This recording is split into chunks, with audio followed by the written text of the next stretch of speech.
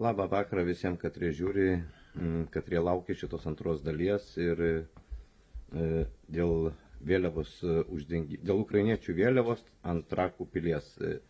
Taigi, ką noriu pasakyti, kad buvo trumpas laivas, to laivo pasiekoje mane iš Facebooko ištrynė. Na, kažkam matyt pataikiau ne ten, kur tikėjosi, kad gaus smūgį. Galimai tai būtent susijęs su vėliava ir provokuojamu karu. Galimai, aš nesakau, nesu specialistas. Tegul specialistai atsako, ką simbolizuoja iškelta Ukrainos vėliava. Pats policininkas teigia, kad ir pagal įstatymą turi būti iškelta istorinė vėliava virš muziejaus. Pagal tą patį įstatymą, jeigu keliama istorinė vėliava, tai nereiškia, kad suteikiama teisė kelti šalia istorinės vėliavos ir kitos valstybės vėliavą. Jeigu yra keliama kitos valstybės vėliava, tas pats įstatymas aiškiai nurodo, jog turi būti iškelta ir Lietuvos valstybinė vėliava. Istorinė vėliava ir valstybinė vėliava nėra vienas ir tas pats. Visi žinom, kad valstybinė vėliava mūsų sudaro 3 spalvos. Tad tas pats įstatymas aiškiai pasako, kad turi būti abidvi vėliavos. Vienu metu, jeigu iškelta užsienio valstybės vėliava. Ir tokia užsienio valstybės vėliava tam pačiam įstatyme aiškiai pasako, kad tokia užsienio valstybės vėliava gali būti iškelta tik tai tuo met, kada toje įstaigoje lankosi tos valstybės oficiali, pabrėžiu. Ne šiaip savo, kad kažkas atvažiavo turistai ir dar kažkas tai, bet oficiali tos valstybės delegacija. Arba vyksta oficialus su ta valstybė susijęs renginys. Tai šioje pilyje, ką jau ten apsigyveno ta užsienio delegacija oficialiai iš Ukrainos, ar kaip čia dabar, nes jau beveik 2 metai ten ta vėliava kybo. Tai akivaizdžiai matom, kad įstatymo tai netitinka. Bet mūsų valdžiai kažkaip tai gavosi tik atsiųsti policininkų daugiau negu mūsų susirinko, nes nebuvo tikslo kad padaryti kažkokį chaosą, riaušės ar dar kažką sukelti. Ir kaip matot, viskas praėjo gan civilizuotai ir gan padoriai. Atsakymą, aišku, mes negavome. Mūsų oficialioj formui pasiuntė paskui laivą, taip gal pasakysiu. Parašykite elektroniniu emailu ir galėsit laukti atsakymo. Šitam gyvenime gal sulauksit? Jeigu nesulauksit, tai niekam nereikės to atsakymo. Tai klausimai, manau, buvo akivaizdus ir dabar šitos klausimus man net neleido jų užduoti. Ta prasme, tai kažkaip tai čia nėra bėda. Mes matome, kad su to renginiu, kuriam tikėjomės didesnio palaikymo iš žmonių, kuriems galbūt irgi, kai skaitai, žiūri socialiniuose tinkluose, tai matome, kad visi pasipiktinė. Nu, ne visi, didelė dalis yra pasipiktinus, nes yra ir tokių, kurie pritarė tam, tai irgi yra jų nuomonė ir tai galima būtų diskutuoti. Išspręsti diskusiją galima būtų vadovaujantis įstatymais. Svetimos vėliavos iškėlimas virš mūsų pilies, pažeidžiant vėliavos iškėlimo įstatymą, tai įstatymai ir apibrėžtų, ar gali tai būti, ar negali tai būti. O dabar diskusija, jūs vatnikai, eikit iš čia. Tai buvo policija atsivežusi ir provokatorius, nenoriu viešinti, turim kitam yra nufilmuoti ir matėsi, ką jie norėjo daryti, bet kadangi pamatė, kad nėra didelio palaikymo, kaip ir sakau, prielaida tada tuomet, kad mums nelabai ir kam rūpi. Tai sakyti, kad Ukraina užkariavo mus, paimdavo, paskelbdama savo nuosavybę ar bazę, ar kaip mūsų pilį Trakų, mes negalime. Mes patys ją atidavėm. Su to, jog mums patiems nerūpi. Esam pasipiktinę, rašom komentarus Facebook'e. Ne Facebook'e komentarai keičia įvykius. Facebook'e komentarai nekeičia nieko. Nebent nudrenuoja jūsų, nukanalizuoja jūsų emocijas ir pasipiktinimą. Įvykius keičia. Va tokie atėjimai ir palaikymai. Ko dėja šį kartą nebuvo? Aišku, matome ta prasme savo klaidas, matome, kur mes padarėme tas klaidas ir kokias jas padarėme. Tai ateityje jų nebus tų klaidų. Mes išsianalizavome, išmokom tą pamoką, o dabar, kad toliau bus perduota jų pasiūlytų metodų, visas šitas, tai šitą irgi paviešinsim, kada perduosim, ką perdavėm ir paviešinsim, kokį atsakymą gavom. Ir nuo to priklausys eiga toliau. Tad toks tas ir reportažas, o už tai, kad aš padariau trumputį laivą iš to įvykio vietos, tai matot, štai kur mane iš Facebook'o visai ištrynė, bent jau 48 valandom buvo puolimas, bautų puolimas, ta prasme, iš sistemos puolimas, tai klausimas, ko jūs išsigandot, jeigu jūs tokie teisūs? Jeigu aš esu teisus, aš nebijau. Kam reikėjo mane išjunginėti? Juk neišjungėt Seimo puslapio dėl to, kad Seimas priiminėja kvailus įstatymus.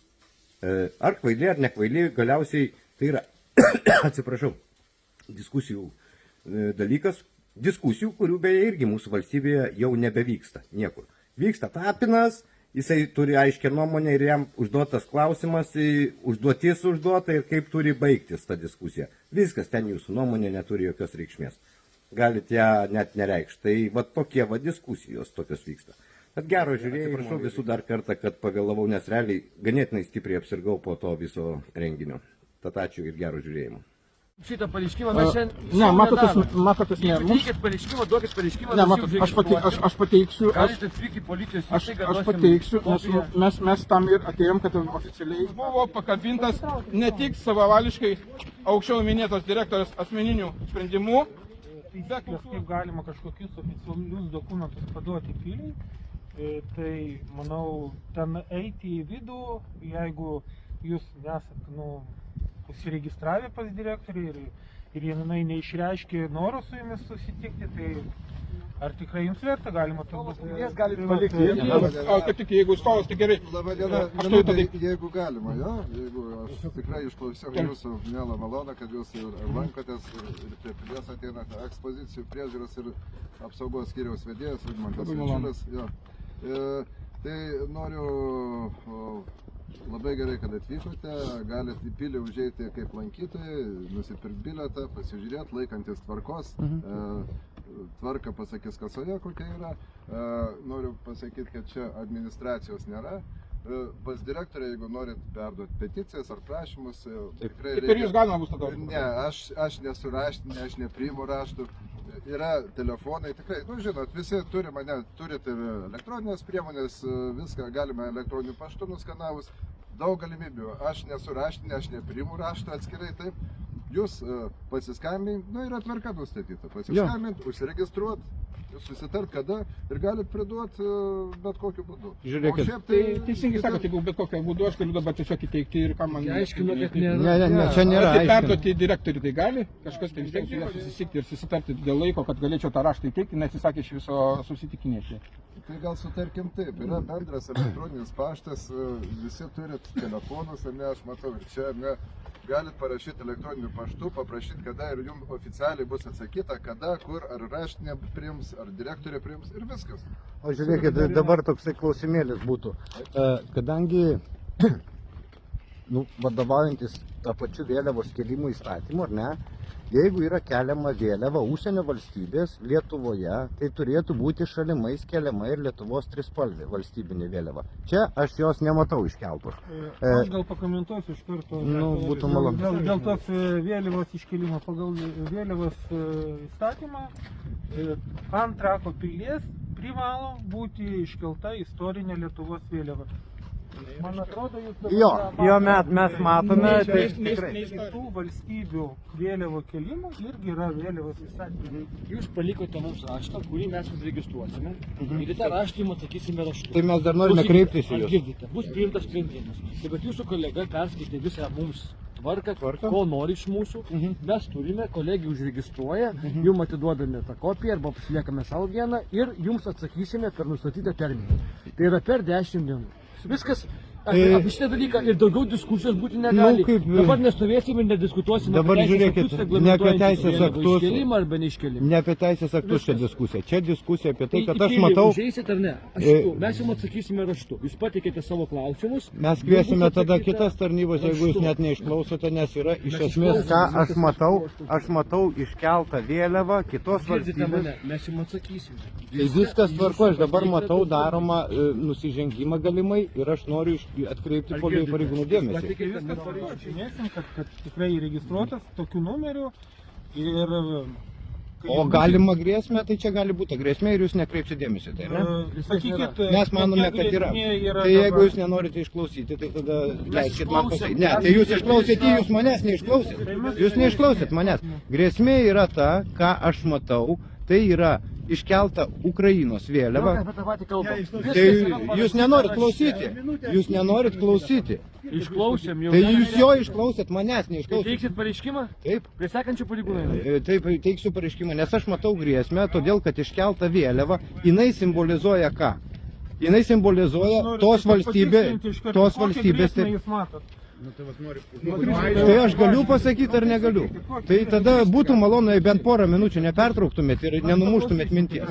Tokiu atveju aš matau iškeltą užsienio valstybės vėliavą, kas simbolizuoja, jog ta teritorija yra tos valstybės. Ar tai yra okupuota, ar tai yra bazė tos valstybės. Valstybė, kurią simbolizuoja šį vėliavą, yra Ukraina. Kiek žinome, Ukraina dabar yra kare su Rusija. Tai potencialiai matome grėsmę, kad šita vėliava siunčia žinutę pasauliui ir visiems, jog tai yra Ukrainos teritorija ir tai potencialiai oficialiai tampa Rusijos taikiniu, kaip ir pati Ukraina. Tai yra negrėsmė, manot? Ar girdite, yra vėliavų įstatymas. Tai taip. Jis aiškiai apibrėžia vėliavų iškelimo tvarką. Tai čia Jūs dabar ką papasakojot viską tą patį, ką papasakojot. Ne viską tą patį, aš matau grėsmę. Praktiškai. Dėl grėsmės tam ir esame čia mes. Tai va, Ponas, jūs pasakėte mintį, jūsų kolega užregistravo pareiškimą. Jeigu norite, einam prie sekančio kolegos, registruokime antrą jūsų pareiškimą dėl grėsmės ir gausite atsakymą. Gerai, Jeigu norite, galite eiti užsiregistruoti. Jo, registruosim, nes iš Jeigu esmės skirsis nuo šito, kuris mes jau registruotas. atsinešim įrangą. Jo, dovaną. Nėra administracijos, ar girdit? Tai yra ūkio, kas prižiūri jo. Kai jeigu muziejus neturi tos vėliavos, to jau aš nufilmuoju va ir einu. Tai einam prie automobilio. Tai visiems jūs dar būna čia, neišvažiuojant. Gali pafilmuoti? Teiksit administraciją ir gali. Gerai.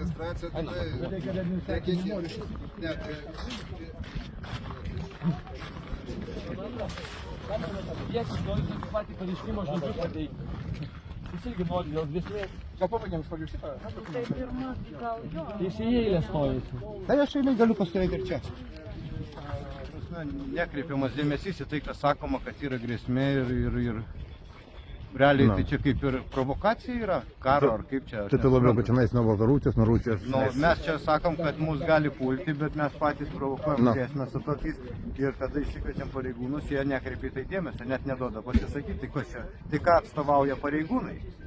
Kokią tvarką jie užtikrina ir ką jie atstovauja, jie gina šiuo atveju, matau, užsienio valstybės teritoriją, virš kurios aiškiai pažymėta, kad tai yra užsienio valstybės teritorija ir tai yra užsienio valstybės vėliava. Tai reiškia, mes jau Lietuvoje turime užsienio valstybės pilį. Ir tą pilį bet kada gali atakuoti Rusiją.